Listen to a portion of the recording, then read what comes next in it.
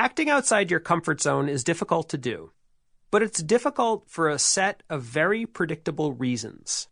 Once you understand these reasons, you'll be better equipped to manage them. As I indicated earlier, I've uncovered a set of 5 core psychological barriers people often face while trying to act outside their comfort zones. Number 1, the authenticity challenge. The feeling that this isn't me at all, and the distress that results from that feeling. Number 2, the likability challenge. The sense that doing this will make people not like me, and the worry that results from that perception. Number 3, the competence challenge.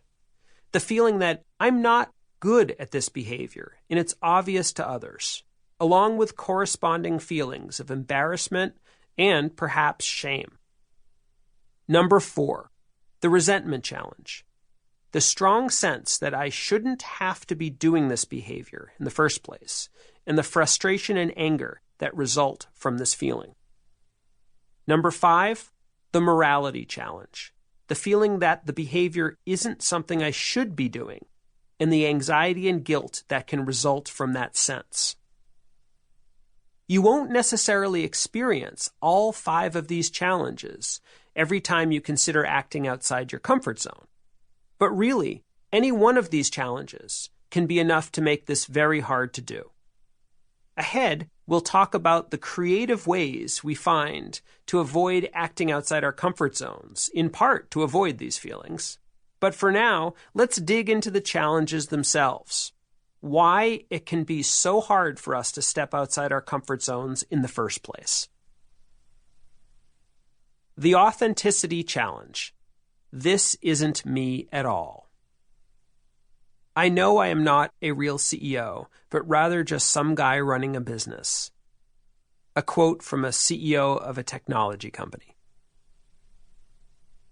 As Jane Reddy prepared herself to perform her first inspection and interrogation of young cadets at the military academy in the South, where she was one of the senior cadets, she started to feel a pit in her stomach. She fully understood the purpose of the daily formation exercises, to make sure that the cadets were well prepared and could speak logically under pressure. But the problem was that the aggressive, macho, in-your-face, and often demeaning style with which upperclassmen typically interrogated younger cadets felt deeply uncomfortable and inauthentic to Jane. Jane's typical style would be far less aggressive, but that's not how she was expected to act, or at least how she thought she was expected to act. So when it came time to interrogate her first cadet, and Jane noticed he hadn't shined his belt buckle, which was a requirement for these formation exercises, Jane really let him have it. She screamed like she had never screamed at anyone in her life. She was a drill sergeant on steroids, berating the youngster like nobody's business. And it was successful, so successful, in fact, that after about 15 seconds, the cadet began to cry. Now, that was not the plan, and something Jane never expected to happen.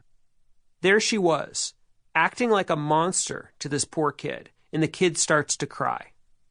And what does Jane do? She starts to scream at him even louder and berate him even more. You're crying about a belt buckle? Do you want your mommy? What's going to happen when you see actual bullets flying? Are you going to cry then? That night, when she went back to the barracks and crawled into bed, exhausted and ashamed, Jane realized there was no way she could ever do anything like that again. The problem, though, was that she also needed to fit in and perform her role in an effective manner. And she did believe in the ultimate purpose of the activity, to groom upperclassmen as leaders and to test and develop the younger cadets. But the method of doing this was simply intolerable, and she had to figure out a solution, and fast. These formations took place daily, and she would have to do the same thing all over again to another set of cadets the very next day.